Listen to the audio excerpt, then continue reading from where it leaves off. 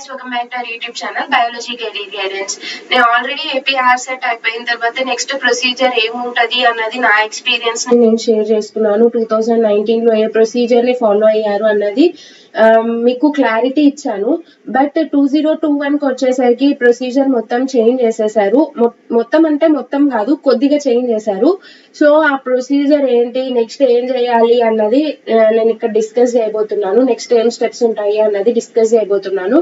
So నేను information అంతా main గా గెజెట్ నుంచి తీసుకున్నాను. మీకు గెజెట్ కూడా చూపిస్తాను. గెజెట్ లో వాళ్ళు ఏం చెప్పారు అన్న దాని గురించి కూడా మనం డిస్కస్ చేద్దాము. ఇంటర్వ్యూ షెడ్యూల్ గురించి డిస్కస్ చేద్దాము. ఇంటర్వ్యూ టెస్ట్ సెంటర్స్ గురించి కూడా డిస్కస్ చేద్దాము. ఫుల్ ఆన్ లేటెస్ట్ ఇన్ఫర్మేషన్ గురించి నేను ఇక్కడ మీకు ప్రొవైడ్ చేయబోతున్నాను. First of all, congratulations to all the APRCET written examination qualifiers.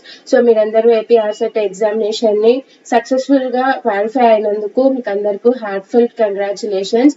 So ఇక్కడతో మన ఎగ్జామ్ ఇంకా కంప్లీట్ అవ్వలేదు. We are done only 50%. ఇంకా 50% బాకీనే ఉంది.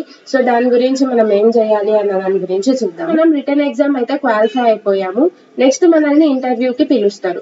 సో ఇంటర్వ్యూకి పిలవడం అన్నది అందరిని పిలుస్తారా, కొద్ది మందిని పిలుస్తారా అన్న డౌట్ చాలా మందిలో ఉంది. సో ఎగ్జామ్ క్వాలిఫై అయిన ప్రతి ఒక్కరిని ఇంటర్వ్యూకి పిలుస్తారు. ఇంటర్వ్యూ పిలిచి మీరు ఇంటర్వ్యూలో ఏం చేయాలి, ఎలాగా రెస్పాండ్ అవ్వాలి, ఏమేమి తీసుకొని వెళ్ళాలి అన్నది నేను ఆల్రెడీ వీడియో క్రియేట్ చేశాను. There is no point again repeating all the things. So ఇంటర్వ్యూలో మీరు ఒక రీసెర్చ్ ప్రపోజల్ ని ఎక్స్ప్లెయిన్ చేయాల్సి ఉంటుంది. మీ సర్టిఫికేట్స్ ని క్యారీ చేయడం బెస్ట్ ఆప్షన్. ఎందుకంటే మీ ఇంటర్వ్యూ టెస్ట్ సెంటర్ అన్నది మీ ఊర్లోనే ఉండొచ్చు, వేరే ఊర్లో ఉండొచ్చు, వి డోంట్ నో. సో కాబట్టి xerox copies, original certificates, research proposal ఇవన్నీ క్యారీ చేయడమే బెస్ట్ ఆప్షన్ నేను అనుకుంటున్నాను. సో అండ్ మీకు కొన్ని విషయాలు కూడా చెప్పాలి ఇంటర్వ్యూ డేట్స్ గురించి. దాని గురించి కొంచెం తర్వాత డిస్కస్ చేద్దాం. సో ఇంటర్వ్యూలో మీరు ఏం చేయాలి అంటే రీసెర్చ్ ప్రపోజల్ రాసుకుని వెళ్ళి ఆ రీసెర్చ్ ప్రపోజల్ ని మీ పర్టిక్యులర్ డిఆర్సీకి లేదంటే ఇంటర్వ్యూ కమిటీకి ఎక్స్ప్లెయిన్ చేయాల్సి ఉంటది. మీకు రిటర్న్ ఎగ్జామ్ లో ఎన్ని మార్క్స్ వచ్చాయి, మీరు అటెండ్ అయిన ఇంటర్వ్యూలో మీకు ఎన్ని మార్క్స్ వచ్చాయి, రెండింటిని యాడ్ చేసి ఫైనల్ రిజల్ట్ అన్నది వదులుతారనమాట. సో రిటర్న్ ఎగ్జామ్ లో ఒకవేళ నాకు 90 మార్క్స్ వచ్చింటే, ఇంటర్వ్యూలో ఒక 30 మార్క్స్ వచ్చింటే, వీటి రెండింటిని ప్లస్ చేసి ఒక మార్క్ అన్నది వస్తుంది కదా, దానికి నాకు ఒక ర్యాంక్ అని అసైన్ చేస్తారు. ఆ ర్యాంక్ లిస్ట్ ని తర్వాత మనకు రిలీజ్ చేసే అవకాశం అన్నది ఉంది. దాన్ని గెజెట్ లో చాలా క్లియర్ గా మెన్షన్ చేసి ఉంచారు. నేను మీకు గెజెట్ కూడా చూపిస్తాను. So return exam, interview. Return exam qualify అయిన వాళ్ళు ఇంటర్వ్యూకి ఎలిజిబుల్ అవుతారు. ఇంటర్వ్యూ కూడా మీరు అటెండ్ అయితే రిటర్న్ ఎగ్జామ్, ఇంటర్వ్యూ వీటి రెండింటికి ర్యాంక్ అలాట్మెంట్ అన్నది ఉంటది. సో వీటి రెండింటి ప్లస్ చేస్తే వచ్చే మార్క్స్ కి మనకు ఒక ర్యాంక్ వస్తుంది. ఆ ర్యాంక్ ని అలాట్ చేస్తారు. ఆ ర్యాంక్ కార్డ్స్ ని వెబ్సైట్ లో రిలీజ్ చేస్తారు. సో మీకు ఎంత ర్యాంక్ వచ్చింది, ఏ పర్సెంట్ ఎంత ర్యాంక్ వచ్చింది అన్నది మీకు ఒక ర్యాంక్ కార్డ్ అన్నది అలాట్ చేస్తారు. ర్యాంక్ అన్నది అసైన్ చేస్తారు. సో ర్యాంక్ అన్నది అసైన్ అయిపోయిన తర్వాత ప్రతి ఒక్కరికి ఖచ్చితంగా ఒక ర్యాంక్ అన్నది వస్తుంది. క్వాలిఫై అయిన ప్రతి ఒక్కరికి ర్యాంక్ అన్నది వస్తుంది. ఎక్కువ వస్తుంది, తక్కువ వస్తుంది, అంతే తేడా, అంతేగాని ప్రతి ఒక్కరికి ఒక ర్యాంక్ అయితే వస్తుంది. మీరు ఇంటర్వ్యూలో మీకు ఎన్ని మార్క్స్ వచ్చాయి, దెన్ రిటర్న్ ఎగ్జామ్ లో ఎన్ని మార్క్స్ వచ్చాయి అన్న దాని బేసిస్ పైన ప్రతి ఒక్కరికి ఒక ర్యాంక్ అయితే అలాట్ అవుతుంది. ఆ ర్యాంక్ కి ఏ యూనివర్సిటీ వస్తుంది అన్నది మనం చెప్పలేం, కానీ ర్యాంక్ అయితే ప్రతి ఒక్కరికి అలాట్ అవుతుంది అనమాట. సో ర్యాంక్ అలాట్మెంట్ జరిగిపోయిన తర్వాత మీకు సర్టిఫికేట్ వెరిఫికేషన్ అన్నది ఉంటది. సో సర్టిఫికేట్ వెరిఫికేషన్ 99% ఆన్లైన్ లోనే ఉంటది. మీరు మీ సర్టిఫికేట్స్ అన్నిటిని స్కానర్డ్ కాపీస్ ని ఆన్లైన్ లో వాళ్ళకి అప్లోడ్ చేయాల్సి ఉంటది. Except for PWD candidates, NCC candidates, వీళ్ళు తప్ప మిగిలిన వాళ్ళందరూ ఖచ్చితంగా మీ సర్టిఫికేట్స్ ని ఆన్లైన్ లో అప్లోడ్ చేయాల్సి ఉంటది. దానికోసం కూడా మీ సర్టిఫికేట్స్ ని రెడీ చేసుకోండి. ఇంకా ఎవరైనా పీజీ సర్టిఫికేట్స్ తీసుకోకుంటే పీజీ సర్టిఫికేట్స్ తీసుకోండి. లేటెస్ట్ క్యాస్ట్ సర్టిఫికేట్ ని రెడీ చేసుకోండి. ఎంత త్వరగా వీలైతే అంత త్వరగా మీ సర్టిఫికేట్స్ అన్నిటిని రెడీ చేసుకోండి. సర్టిఫికేట్స్ అన్ని వెరిఫై అయిపోయిన తర్వాత మీకు వెబ్ ఆప్షన్స్ పెట్టుకోవడానికి ఒక స్లాట్ అన్నది ఓపెన్ అవుతుంది అనమాట. సో మీరు ఇక్కడ ప్రిఫరెన్స్ లిస్ట్ లో డిఫరెంట్ యూనివర్సిటీస్ కి అప్లై చేసుకుంటారు. మీ ర్యాంక్ ని బట్టి మీరు ఒక యూనివర్సిటీని సెలెక్ట్ చేసుకోవాల్సి ఉంటది. మీకు ఐ థింక్ 3 or 5 ఆప్షన్స్ ఇస్తారు సెలెక్ట్ చేసుకోవడానికి. మీ ర్యాంక్ ని బట్టి మీరు ఏ యూనివర్సిటీలో చేరాలనుకుంటున్నారో ఆ యూనివర్సిటీని అక్కడ అలాట్ చేసుకోండి. వెబ్ ఆప్షన్స్ లో మీరు యూనివర్సిటీస్ ని సెలెక్ట్ చేసుకోవాల్సి ఉంటది, ఆప్షన్స్ పెట్టుకోవాల్సి ఉంటది. Like EAMCET, AP, PG set, అలాగా మనం నార్మల్ గా చేస్తుంటాం కదా ఆప్షన్స్ పెట్టుకోవడం, web options.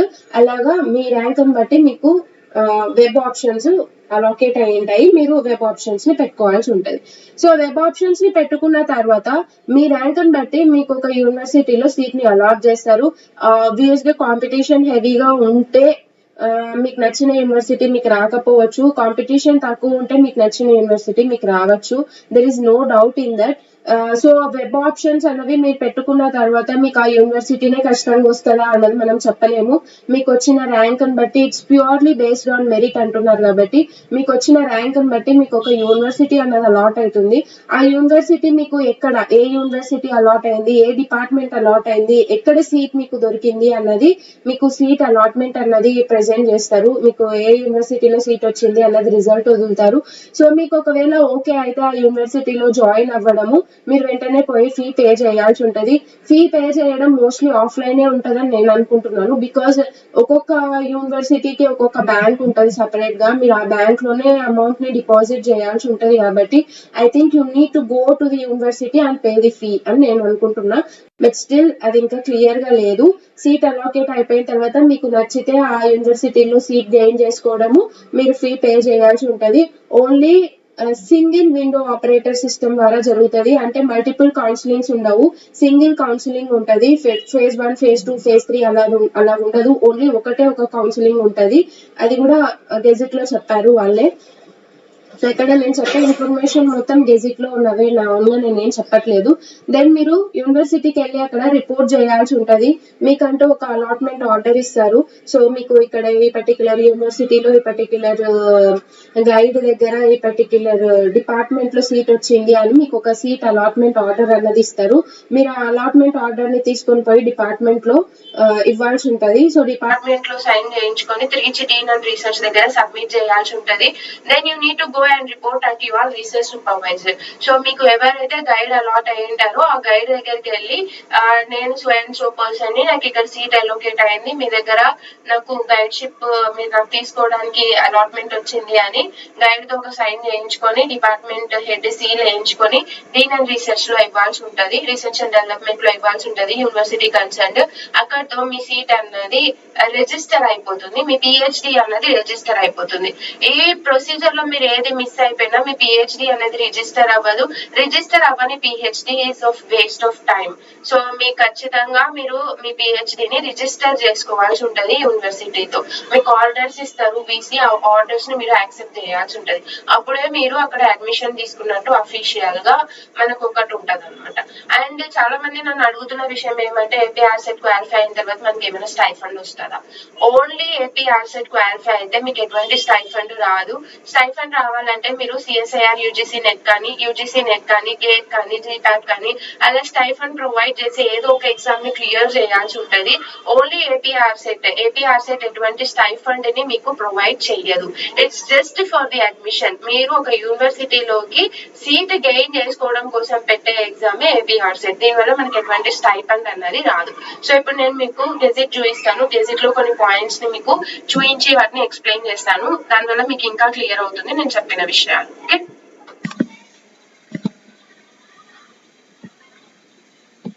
So this is a gazette, Andhra Pradesh gazette ఇది. సో ఏపీఆర్సెట్ రిలేటెడ్ గెజిట్ అని చెప్పేసి ఇక్కడ అఫీషియల్ గా ఇన్ఫర్మేషన్ ఉంది. 23 ఆగస్ట్ 2021 రోజు పబ్లిష్ చేశారు దీన్ని. సో ఇంతకు ముందు ఉన్నది వేరే సిస్టమ్ ఉండింది, ఇప్పుడు పూర్తిగా దీన్నంతా మార్చేశారు. ఓకే, సో ఇందులో మీకు కొన్ని నేను ఎక్స్ప్లెయిన్ చేయాలి, అవి మీకు చూపిస్తాను so that you can get clarity. So మీకు ఆల్రెడీ తెలిసిందే, నేను కేటగిరీ 1 కేటగిరీ 2 అంటే కేటగిరీ 1 లోకి ఎవరు వస్తారు అంటే ఎవరైతే సిఎస్ఐఆర్ యూజీసీ నెట్ కానీ స్లెప్ కానీ గేట్ కానీ ఏదైనా సరే ఫెలోషిప్ ఉన్న వాళ్ళందరూ కేటగిరీ 1 లోకి వస్తారు. అలాంటిది ఏమీ లేకోకుండా వాళ్ళని కేటగిరీ 2 లోకి వస్తారు. ఆల్రెడీ ఎగ్జామ్ అయిపోయింది కాబట్టి మీ అందరికీ ఖచ్చితంగా ఐడియా ఉంటుంది. సో ఇప్పుడు ఇక్కడ ఇంపార్టెంట్ అయిన విషయం ఏమంటే ఇంటర్వ్యూ ఎన్ని మార్క్స్ ఉంటుంది. కేటగిరీ 1 వాళ్ళకైతే ఇంటర్వ్యూ జస్ట్ ఫర్ 30 మార్క్స్ ఉంటుంది. కేటగిరీ 2 వాళ్ళకైతే ఇట్ ఈస్ ఫర్ 60 మార్క్స్. చాలా ఎక్కువ వెయిటేజ్ ఉంది ఇంటర్వ్యూకి. సో కాబట్టి చాలా జాగ్రత్తగా ప్రిపేర్ అవ్వండి. రీసెర్చ్ ప్రపోజల్ ని నీట్ గా రాయండి. రీసెర్చ్ ప్రపోజల్ ఎలా రాయాలి అన్నది చాలా మందికి డౌట్ ఉంది. యూట్యూబ్ పైన చాలా వీడియోస్ అవైలబుల్ గా ఉంటాయి రీసెర్చ్ ప్రపోజల్ ఎలా రాయాలి అన్న దాని గురించి. ఎందుకంటే ఒక్కొక్క సబ్జెక్ట్ కి ఒక్కొక్క రకంగా రీసెర్చ్ ప్రపోజల్ ని ప్రెజెంట్ చేయాల్సి ఉంటది మనం. బట్ స్టిల్ కామన్ గా రీసెర్చ్ ప్రపోజల్ ఎలా రాయాలి అనేది చాలా చాలా మందికి ఐడియా ఉంటది. ఐడియా లేకుంటే మీ టీచర్స్ సపోర్ట్ తీసుకోండి.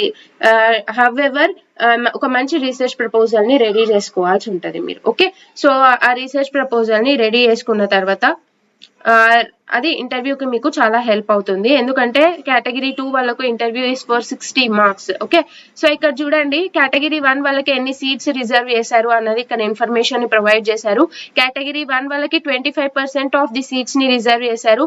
మొత్తం 100 సీట్స్ ఉంటే 25 సీట్స్ ఎవరికి అలోకేట్ చేస్తారు, కేటగిరీ 1 వాళ్ళకు అలోకేట్ చేస్తారు. సో వీళ్ళకు ఒక సపరేట్ మెరిట్ లిస్ట్ ప్రిపేర్ చేస్తారు. కేటగిరీ 1 వాళ్ళకి సపరేట్ మెరిట్ లిస్ట్, కేటగిరీ 2 వాళ్ళకి సపరేట్ మెరిట్ లిస్ట్. ఎందుకంటే వీళ్ళ వెయిటేజ్ వేరు, వాళ్ళ వెయిటేజ్ వేరు కదా. ఎందుకంటే కేటగిరీ 1 వాళ్ళు 100 మార్క్స్ కి ఎగ్జామ్ ఇచ్చారు, కేటగిరీ 2 వాళ్ళు 200 మార్క్స్ కి ఎగ్జామ్ ఇచ్చారు. కాబట్టి వీళ్ళకి సపరేట్ మెరిట్ లిస్ట్ ఉంటది, వీళ్ళకి సపరేట్ మెరిట్ లిస్ట్ ఉంటది. కేటగిరీ 1 వాళ్ళకి 25% ఆఫ్ సీట్స్ ఉంటాయి, కేటగిరీ 2 వాళ్ళకి మిగిలిన నంబర్ ఆఫ్ సీట్స్ అన్ని అలోకేట్ చేసి ఉంటారు. ఓకే, వీళ్ళకి సపరేట్ వాళ్ళకి సపరేట్ మెరిట్ లిస్ట్ అన్నది అలోకేట్ చేస్తారు అనమాట. ఓకే, సో మీకు ఆల్రెడీ నోటిఫికేషన్ వచ్చింది, డిఫరెంట్ నోటిఫికేషన్స్ అక్కడెక్కడ మనం చూస్తూనే ఉన్నాము. అఫీషియల్ వెబ్సైట్ లో కూడా మనకు నోటిఫికేషన్ అన్నది రిలీజ్ అయిపోయింది. సో ఇక్కడ మినిమం క్వాలిఫైయింగ్ మార్క్స్ చూసుకుంటే చాలా కన్ఫ్యూషన్ ఉంది దీనిపైన. కేటగిరీ 1 అండ్ కేటగిరీ 2 ఇద్దరికి 50% for OC candidates, 45% for candidates belonging to BC, SC, ST, differently abled candidates. So this is a minimum qualifying mark for the written examination. Written examination లో minimum qualifying mark వచ్చేసి ఇది.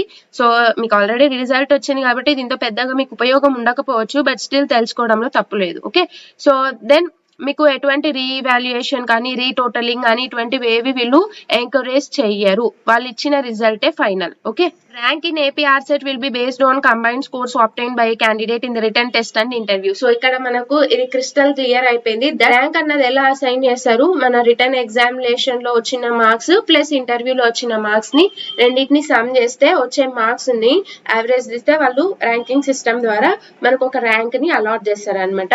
ఇప్పుడు just మీరు qualify అయ్యారా లేదా అన్నది మాత్రమే చెప్పారు, ర్యాంక్ ని అలోకేట్ చేస్తారు దాని తర్వాత. Okay, first universities for conducting interviews for each faculty or subject of the PhD program. So ఇక్కడ లాస్ట్ టైం లాగా ప్రతి యూనివర్సిటీలో ఇంటర్వ్యూ అన్నది జరగదు. ఓన్లీ కొన్ని యూనివర్సిటీని యాప్షి ఐడెంటిఫై చేస్తుంది. ఆ యూనివర్సిటీస్ లో ఆ సబ్జెక్ట్స్ కొన్ని యూనివర్సిటీస్ కి కొన్ని సబ్జెక్ట్స్ ని ఇస్తుంది. ఆ సబ్జెక్ట్స్ యొక్క ఇంటర్వ్యూ అన్నది అక్కడ హెల్డ్ చేస్తారు. సో ఆ యూనివర్సిటీస్ లో మీకు అక్కడ ఇంటర్వ్యూ అన్నది ఉంటది. సో అన్ని సబ్జెక్ట్స్ అన్ని యూనివర్సిటీస్ లో ఇంటర్వ్యూ జరగాలని లేదు, దాని గురించి కొంచెం తర్వాత మాట్లాడతాను. ఈ పాయింట్ ని మనం ఇక్కడతో లీవ్ చేద్దాము, మీకు తర్వాత నేను నీట్గా ఎక్స్ప్లెయిన్ చేస్తాను. సో ఇక్కడ ఇంటర్వ్యూ కమిటీలో ఎవరెవరు ఉంటారు అన్న డౌట్ వస్తుంది. సో ఇంటర్వ్యూ కమిటీలో 2 సబ్జెక్ట్ ఎక్స్పర్ట్స్, యూనివర్సిటీ వాళ్ళు ఏ యూనివర్సిటీ అయితే మీకు ఇంటర్వ్యూ కండక్ట్ చేస్తుందో ఆ యూనివర్సిటీ రిలేటెడ్ గా 2 సబ్జెక్ట్ ఎక్స్పర్ట్స్ ఉంటారు. అవుట్ సైడర్స్ ఉంటారు, అంటే యూనివర్సిటీ బయట నుంచి వచ్చే వాళ్ళు ఉంటారు, అంటే వీసీ నామినేట్ చేస్తారు వీళ్ళని, వాళ్ళు. దెన్ చైర్మన్, BOS మెంబర్ ఉంటారు, బోర్డ్ ఆఫ్ స్టడీస్ చైర్మన్ ఉంటారు. దెన్ ఇంటర్వ్యూ కమిటీ ఏం చేస్తుంది అంటే మీరు తీసుకొని వెళ్ళిన రీసెర్చ్ ప్రపోజల్ ని చూసి మిమ్మల్ని ఇంటర్వ్యూ చేసి మీకు ఒక ఇంటర్వ్యూకి మార్క్స్ అన్నది అసైన్ చేస్తుంది. ఆ interview then return exam marks ని బట్టే మీకు ఒక ర్యాంక్ అన్నది అలాట్ అవుతుంది. ఓకే, దెన్ ఇక్కడ ర్యాంక్స్ ఎట్లా ప్రిపేర్ చేస్తారు అన్నది చాలా మందికి డౌట్ ఉంటది. ర్యాంక్ ఎలా ప్రిపేర్ చేస్తారు అంటే ర్యాంక్ ఎట్లా రిలీజ్ చేస్తారు అన్నది. సో సబ్జెక్ట్ కి వేరిస్తారా లేదంటే అన్ని సబ్జెక్ట్స్ కి ఒకటే ఇస్తారా అన్న డౌట్ ఉంటది. సో ఇక్కడ వీళ్ళు చాలా క్లియర్ గా మెన్షన్ చేశారు, state wide common merit list అన్నది మేము రిలీజ్ చేస్తాము అని చెప్పేసి. అంటే సబ్జెక్ట్ కి సెపరేట్ గా ఒక ర్యాంక్ లిస్ట్ అయితే వదలరు, అన్ని సబ్జెక్ట్స్ కి కామన్ గా ఒక కామన్ మెరిట్ లిస్ట్ ని రిలీజ్ చేస్తారు. దెన్ సెపరేట్ గా ఒక రిజర్వేషన్ కేటగిరీ లిస్ట్ అన్నది రిలీజ్ చేస్తారు. సో మీకు ఇది అర్థం అవ్వాలంటే ఏపీ పీజీ సెట్ రిజల్ట్ చూడండి. అక్కడ వాళ్ళు ఏం చేశారు, మీ నార్మల్ రిజల్ట్ ఇంత వచ్చింది, కేటగిరీ రిజల్ట్ ఇంత వచ్చింది, NSS NCC లో ఉన్న రిజల్ట్ ఇంత వచ్చింది అని చాలా క్లియర్ గా మెన్షన్ చేశారు. ఉమెన్ కి ఇంత వచ్చింది అని చెప్పేసి. సో అదొకసారి కంపేర్ చేసుకుంటే this will be easy to understand. Common గా ఒక ర్యాంక్ ఇస్తారు, రిజర్వేషన్ బేసిస్ పైన ఒక ర్యాంక్ ఇస్తారు, ఉమెన్ కేటగిరీ బేసిస్ పైన ఒక ర్యాంక్ ఇస్తారు, ఎన్ఎస్ఎస్ ఎన్సిసి క్యాప్ దీని బేసిస్ పైన ఒక ర్యాంక్ ఇస్తారు. సో ఇలాగా డిఫరెంట్ కేటగిరీస్ లో మనకు ర్యాంక్ అన్నది అసైన్ అవుతుంది అనమాట. సో ఆ ర్యాంక్ ని బట్టి మనకు సీట్ అన్నది అలొకేట్ అవుతుంది. ఓకే, సో ఖచ్చితంగా every candidate who has been assign rank in the merit list shall be issued a rank card. ఖచ్చితంగా అందరికి ఒక ర్యాంక్ వస్తుంది, ఆ ర్యాంక్ కి సంబంధించిన ర్యాంక్ కార్డ్ అన్నది ఇస్తారు. ఆ ర్యాంక్ కార్డ్ ని బట్టే మీకు అడ్మిషన్ అన్నది జరుగుతుంది. ఓకే, ఫస్ట్ కేటగిరీ 1 సీట్స్ ని ఫిల్అప్ చేస్తారు. ఒకవేళ కేటగిరీ 1 సీట్స్ లో ఏమైనా సీట్స్ మిగిలిపోతే వాటిని కేటగిరీ 2 స్టూడెంట్స్ తో ఫిల్ చేస్తారనమాట. అంటే ఇప్పుడు ఒక 10 సీట్లు ఉన్నాయి కేటగిరీ 1 వాళ్ళకు, ఓన్లీ 5 మెంబర్సే వచ్చారు, 5 సీట్స్ మిగిలిపోయాయి, మరి ఆ 5 సీట్స్ ని ఏం చేస్తారు అని అంటే కేటగిరీ 2 వాళ్ళని ఆ 5 సీట్స్ లో ఫిల్ చేసే అవకాశం అన్నది ఉంటుంది అనమాట. సో ఇక్కడ వాళ్ళు దాన్ని క్లియర్ గా చెప్పారు. And the procedure for admission is through single window system operated by the convener. So single window system ద్వారా ఈ కన్వీనర్ ఏపీఆర్సెట్ కన్వీనర్ అనే వాళ్ళు అడ్మిషన్ ని మనకు క్యారీ అవుట్ చేస్తారు. సో ఇక్కడ యాప్షీనే మొత్తం ర్యాంక్ లిస్ట్ అన్నిటిని కలెక్ట్ చేసుకొని కాంపిటెంట్ అథారిటీస్ కి పంపిస్తుంది. దాని దగ్గర నుంచి మనకు అడ్మిషన్స్ అన్నవి జరుగుతాయి అన్నమాట. Okay candidates, so it is clear that the counseling will be online only. So ఇక్కడతో మనకు ఒక పాయింట్ చాలా క్లియర్ అయిపోయింది, దట్ కౌన్సిలింగ్ అన్నది మొత్తం ఆన్లైన్ లోనే ఉంటది అని చెప్పేసి. ఓకే,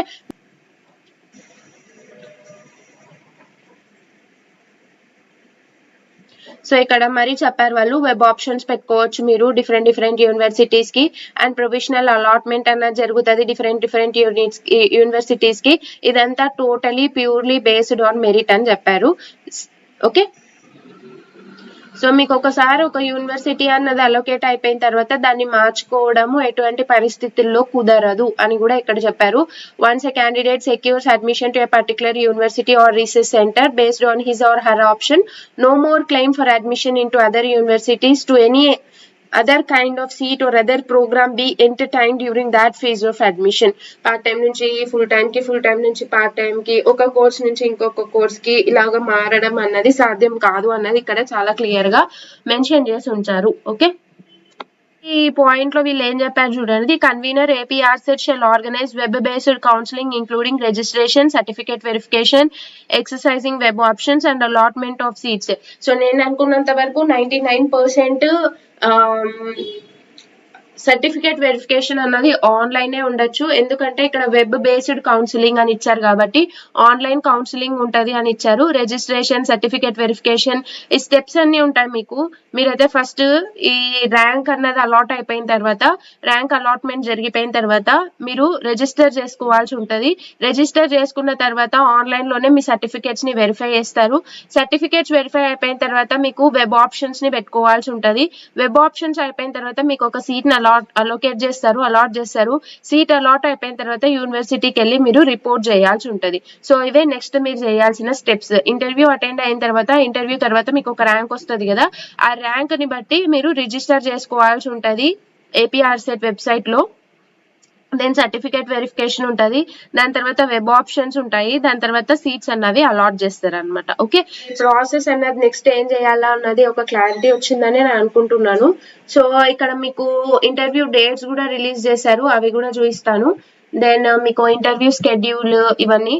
సో ఇక్కడ నేను చెప్పాను కదా కొంచెం తర్వాత మాట్లాడదాం అని చెప్పేసి, ఇక్కడ చూడండి వీటిని ఇక్కడ యూనివర్సిటీ అని మెన్షన్ చేశారు కదా, ఈ యూనివర్సిటీస్ లో మాత్రమే మనకి ఇంటర్వ్యూ జరుగుతుంది. అండ్ ఈ యూనివర్సిటీస్ లో ప్రతి ఒక్క యూనివర్సిటీలో ప్రతి ఒక్క సబ్జెక్ట్ యొక్క ఇంటర్వ్యూ జరుగుతుందని అనుకోకండి.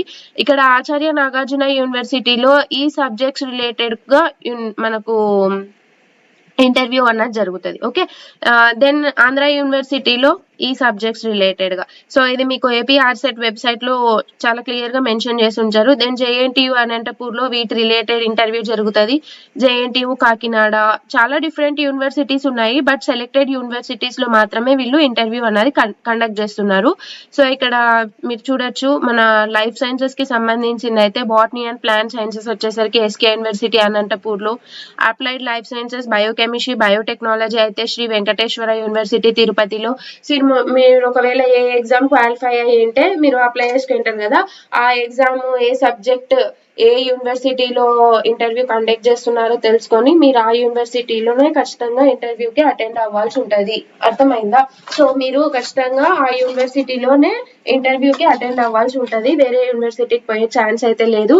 ఇక్కడ మీరు చూసుకోండి మీ సబ్జెక్ట్ ఏ యూనివర్సిటీలో ఇంటర్వ్యూ కండక్ట్ చేస్తున్నారో దాన్ని బట్టి మీరు ఆ యూనివర్సిటీకి వెళ్ళాల్సి ఉంటుంది. ఓకే, లాంగ్ అయినా షార్ట్ అయినా ఇంకా మనం వెళ్ళక తప్పదు. ఓకే,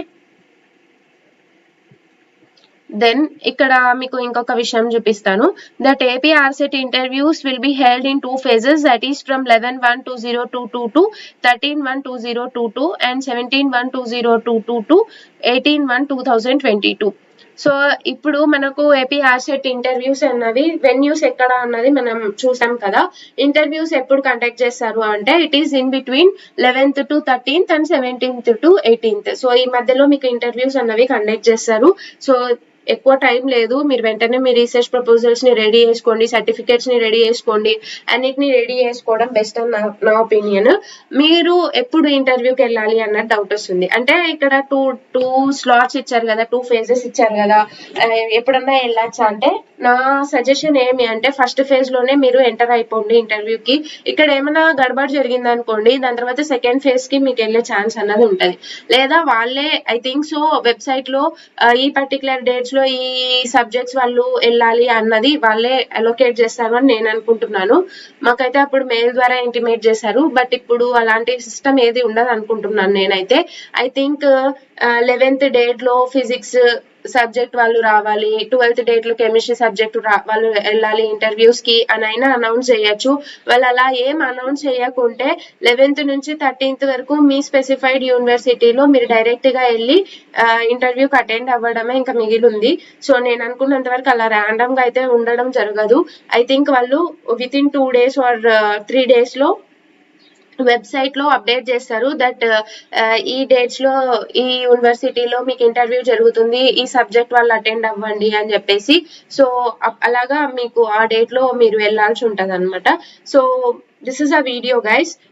ఈ విధంగా ఈసారి ఇంటర్వ్యూలో అయితే చాలా చాలా చాలా చేంజెస్ వచ్చాయి. బట్ స్టిల్ అన్ని universities the procedure is the same, but rank allotment అన్నది కొంచెం వరకు డిఫరెంట్ ఉంది. నో వరీస్, మీరైతే మంచిగా రీసెర్చ్ ప్రపోజల్ ని రెడీ చేసుకొని ఇంటర్వ్యూని ఫేస్ చేయండి, మంచిగా ఇంటర్వ్యూని క్లియర్ చేసుకోండి. Everyone will get a seat, no worries. మీరు ఎక్కువ టెన్స్ అయిపోయి ఇంటర్వ్యూలో సరిగ్గా ఆన్సర్ చేయలేకపోతే you will lose an opportunity. కాబట్టి మంచిగా రీసెర్చ్ ప్రపోజల్ ని రెడీ చేసుకోండి, సర్టిఫికేట్స్ ని రెడీ చేసుకోండి. ఇంటర్వ్యూకి మీకు ఎక్కడైతే వెన్యూ ఉందో మీ సబ్జెక్ట్ కి అక్కడ అటెండ్ అవ్వండి. I hope you will all get the seats for PhD and I wish you all the very best guys. మీకు ఎటువంటి డౌట్స్ ఉన్నా ప్లీజ్ కామెంట్ చేయండి. నేను మాక్సిమం అందరి కామెంట్స్ కి రిప్లై ఇవ్వడానికి ట్రై చేస్తాను. మీకు ఎటువంటి డౌట్స్ ఉన్నా comment below, I can help you. Okay, until next video, if you like this video, please hit the like button, subscribe the channel and share it with your friends. Thank you for watching.